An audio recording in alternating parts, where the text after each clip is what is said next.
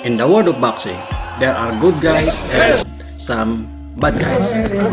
And if you will think about good guys, surely one of them is Manny Pacquiao.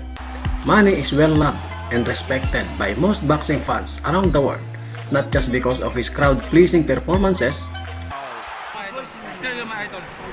Whatever happened, man. You know, we act like a professional here, professional gentleman, and but in the ring, we have to do our job as a boxer. During his pre-fight interviews and face-offs, you won't see him talk trash nor insult his opponents.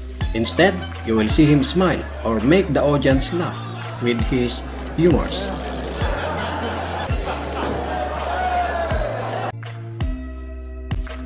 In this second part of Manny Pacquiao against cocky opponents, I featured his two latest antagonists, Adrian Bruner and Keith Thurman.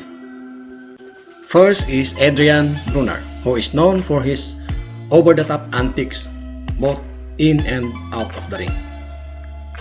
Bruner held multiple world championships in 4 weight classes, including the WBO Junior Lightweight title, WBC Lightweight title, WBA Welterweight title, and WBA Light Welterweight title from 2011 to 2016.